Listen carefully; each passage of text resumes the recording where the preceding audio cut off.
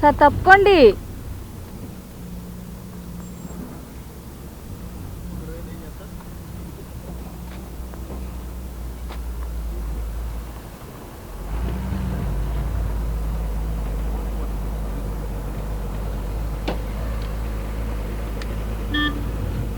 తప్పు.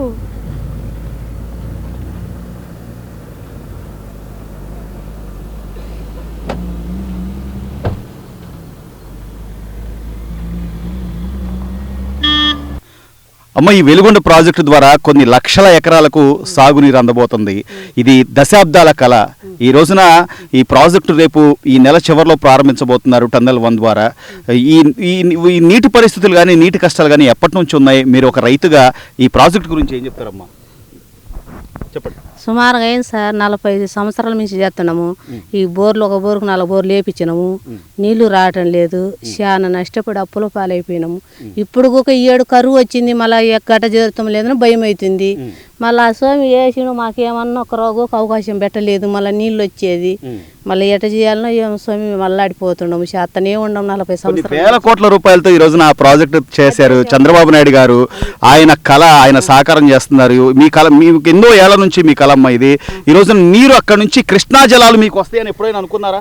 అదే వచ్చాయో రావు అనుకుంటారు సార్. వాళ్ళ గిలాబ్ చేసారుగా, మళ్ళీ మాకు వస్తాయో రావు అని మేము దిగులు చేస్తాం. 7 కరువు వచ్చింది, శనుకులు ఏం పట్టడం లేదు. ఏం చేయాలా, అప్పుల పాలైనవని మేము సంతోషిస్తాం. ప్రతి ఆయకట్టుకు కూడా నీరు ఇచ్చేలాగా, ప్రతి ఎకరాకు నీరు అందేలాగా ఈ రోజు చంద్రబాబు నాయుడు గారు నిర్ణయాలు తీసుకుంటున్నారు. ఆయన ఈ రోజు ఈ ప్రాజెక్టుని ఒక అంటే ఎప్పటి నుంచో దాదాపుగా కొన్ని శతాబ్దాల పాటు ఇది ఆగిపోయిన ఈ ప్రాజెక్ట్ 30 ఏళ్ల పై నుంచి ఆగిపోయిన ప్రాజెక్టు ఈ రోజున కళ సాకారం ఏంటంటే సంతోషమే స్వామి, మాకు సంతోషమే. కానీ అది వస్తాయి రావా, ఎన్ని ఆవల్లి వాళ్ళ గిలాబ్ చేసిండు కదా.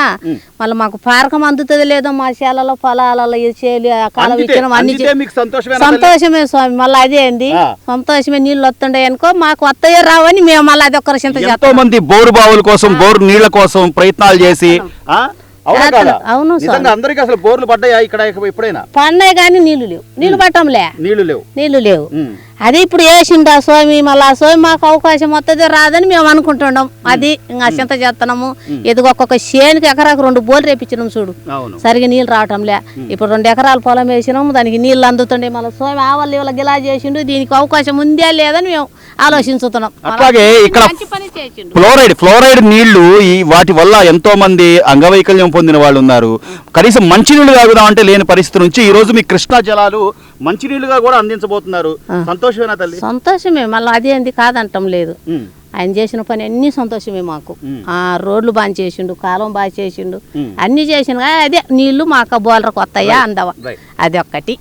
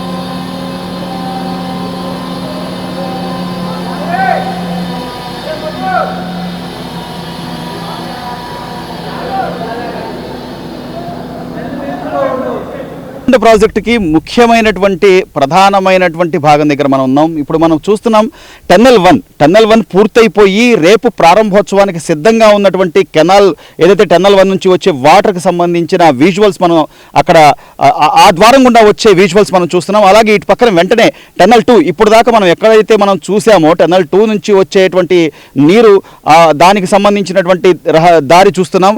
ఈ రెండూ కూడా ఇక్కడ ఒక దగ్గర కలిసిన తర్వాత ఇక్కడ నుంచి ఫీడర్ కెనాల్ స్టార్ట్ అవుతుంది. ఈ ఫీడర్ కెనాల్ నుంచి వాటర్ ఎంతలోపు అంటే ఎన్ని క్యూసెక్కులు ఇక్కడ కలిసి దిగువ ప్రాంతానికి వెళ్తాయి ఏంటి అనేది ఈ గారు చెప్తారు.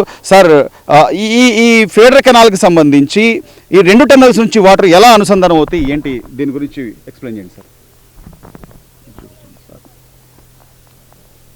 సార్, ఇప్పుడు టన్నల్ 1 టన్నల్ 2 ద్వారా వచ్చే వాటర్ మనకు ఇక్కడ ఈ మెర్జింగ్ పాయింట్లో 2 కలిసేసి ఈ ఫీడర్ కెనాల్ ద్వారా వెళ్తాయి. అయితే టన్నల్ 1 ద్వారా వచ్చేది 3000 క్యూసెక్కులు వస్తుంది.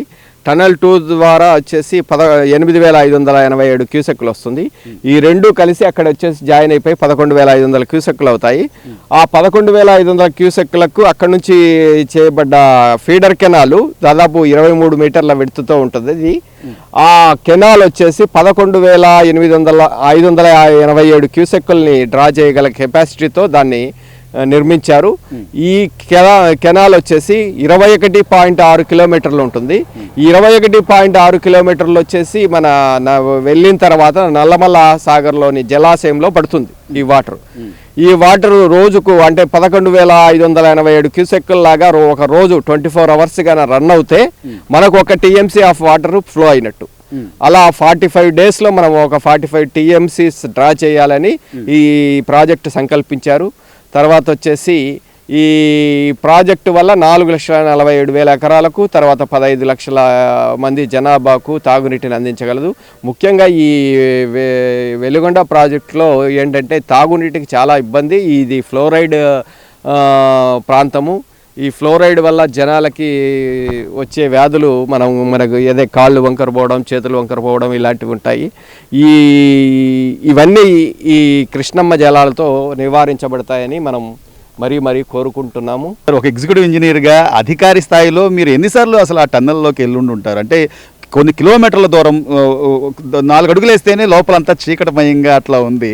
సో సఫికేటెడ్గా కానీ లేకపోతే అంత ఇబ్బందికరంగా ఉన్న ఈ ప్రాజెక్టుకి సంబంధించి మీరు ఈ 14 సంవత్సరాల మీ కాల పరిమితిలో అసలు ఎన్నిసార్లు వెళ్ళి ఉంటారు?